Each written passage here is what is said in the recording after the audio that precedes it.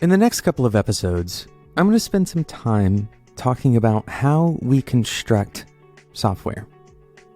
Not how we construct it in our editors, not the syntax that we use, but instead how we mentally construct software. This isn't going to be a comprehensive set of episodes, but rather these episodes will intentionally spark conversation and questions from you, the listener, so that you can go and think more about your construction process. My name is Jonathan Cottrell. You're listening to Developer Tea, a special series on the construction of software and the mental models that we use to construct software kind of in our heads and then expressing it in actual code. And the motivation for this discussion, and the reason I'm even doing these episodes, is because we often get caught up. We start making software. Perhaps we learn something towards the beginning of our career that gives us just enough information to get started. And we begin to build software, and along the way, we're learning about ways that software can be built better. Sometimes we learn a lot, sometimes we don't learn very much, but typically, people are not taking a step back and looking at how that information flows. What is the fundamental process that's happening when we design software? This isn't a question of functional versus object-oriented. This isn't a debate over which style of collaboration, for example, is better. This also isn't a language war.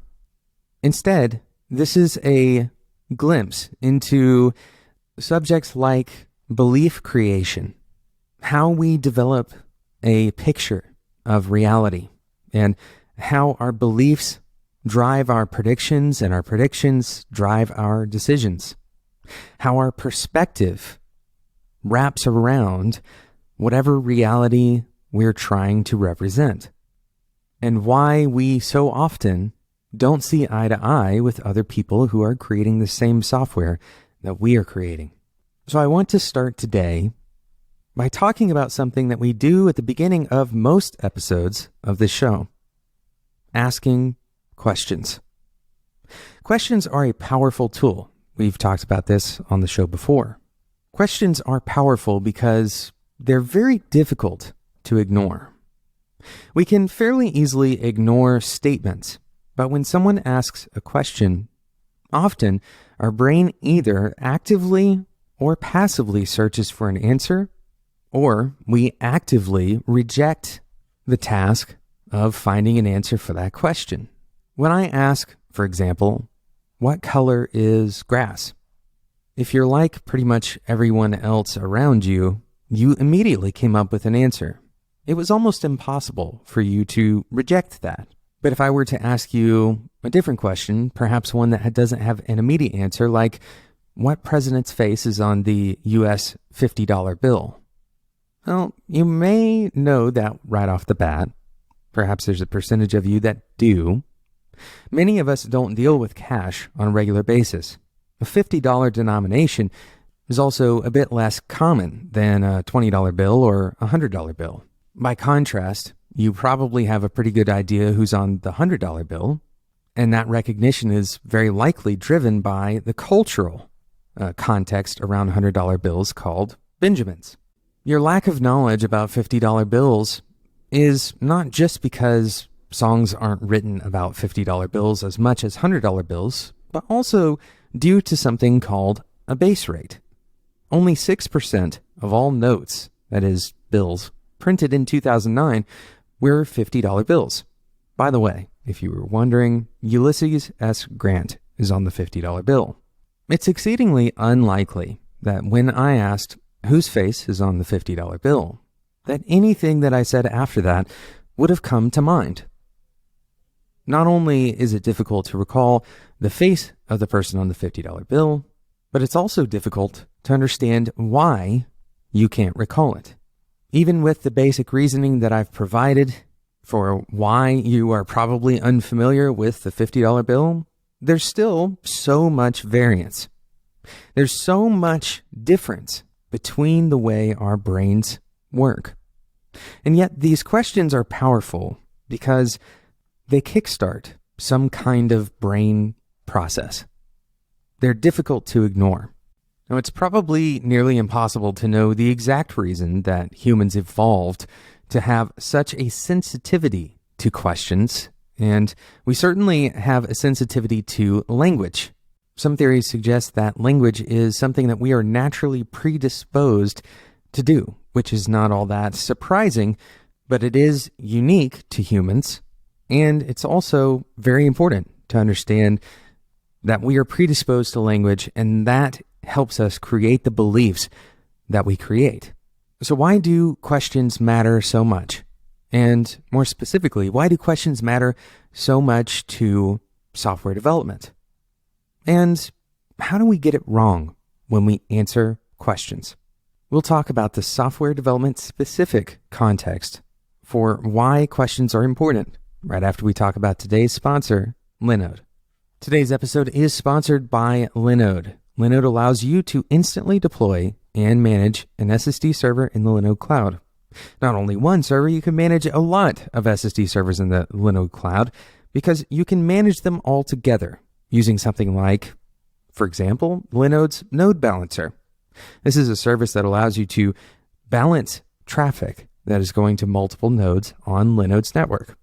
Linode's network, by the way, is super fast. So if you have those nodes connected together, they're running on top of a 40 gigabit internal network, and all of the storage on those nodes is SSD storage. So what does it cost to get started on Linode? $5 a month will get you a gigabyte of RAM, and Linode's going to give you $20 worth of credit just for being a Developer T listener. That's $20 worth of credit to all new customers. Head over to linode.com/developer-T and use the code DeveloperT2019 at checkout. Thanks again to Linode for sponsoring today's episode of Developer T. Before we talk further about questions, we should immediately note that not every question is equal. Some questions will garner our attention more than others, and some questions have completely different answers than others. We have open-ended questions and much more closed questions. For example, a true or false question versus a question about your beliefs or maybe your perspective. So it doesn't take very much effort to answer a simple question. Sometimes the question is answered before we even cognitively decide to answer it, like our previous example of what color grass is. But even a question that has a very similar output in terms of what type of answer you give may be very difficult to respond to. And more importantly, we may use shortcuts to respond to those kinds of questions. Let me give you an example. What color did you wear most often as a child? Now, assuming that you don't discard this question, in order to answer it accurately, you need information that you probably don't have access to. Barring examples like somebody wearing a particular outfit to school every day because it was their school uniform, if you don't have consistent factors similar to that, then it may be difficult or perhaps even impossible to accurately answer this question. And yet we still want to answer it. And so what do? What can we do?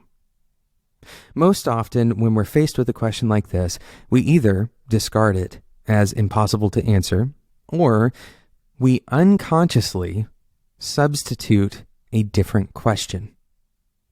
What color did you wear most often as a child may get substituted for something that is encoded in your brain, like what was your favorite color as a child?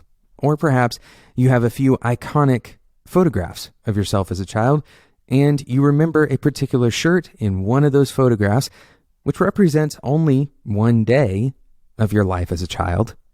And yet, we may use that color as our answer. You may also substitute the question, what color do you think you wore most often? You may substitute the question, what color do you like to imagine yourself wearing most often as a child. But ultimately, when you answer this question, you're very likely substituting a different question. And this can be incredibly important when we start asking questions about software. For example, asking the question, what does the user want to do? You very likely substitute a similar question that often works out perfectly fine. What do I believe that the user wants to do? What do I predict based off of my intuition that the user wants to do?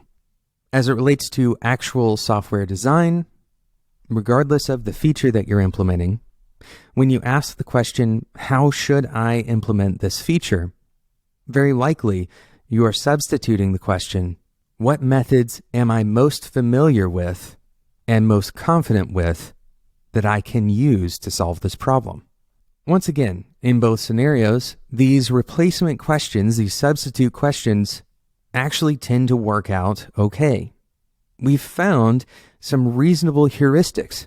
We're solving problems. Very often our intuition about what a user wants can be correct, especially if we are quite familiar with the persona of that particular user. And yet we are still under the illusion that we are answering those questions directly.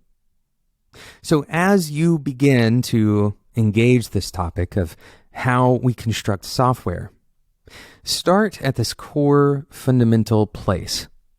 When you start developing software, understanding why you're doing the things that you're doing, answering questions with action or with some kind of definition, answering questions based on intuition and believing that you're answering that question based on some objective reality. All of these concepts are going to come to light even more in upcoming episodes, but it's incredibly important that we grasp this simple reality that our perception of what we think we're doing, how we believe that we are acting, can often be wrong.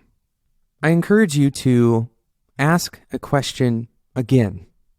After you listen to this episode, take time when you hear a question or when there is an implicit question that you're answering quickly, perhaps based on your intuition, try to understand or perhaps articulate what the substitute question is. Often, just understanding what the substitute question is can lead us to better insight and help us prevent more costly errors and assumptions. Thank you so much for listening to today's episode of Developer Tea. Thank you again to Linode for sponsoring today's episode. If you want to get started on Linode and get $20 worth of credit up front, head over to linode.com/developertea and use the code DeveloperT2019 at checkout. That's DeveloperT2019 at checkout. Thank you again to Linode for sponsoring today's episode. Today's episode and every episode of Developer Tea is hosted on Spec.fm. Spec.fm is the home of Spec Network. Spec was created for designers and developers like you who want to level up in their career. Go and check it out, Spec.fm. There's other podcasts and content waiting there for you. Today's episode was edited and produced by Sarah Jackson. Thank you again to Sarah. Thank you so much for listening. If you enjoyed today's episode, make sure you subscribe in whatever podcasting app you're using right now. Until next time, enjoy your tea.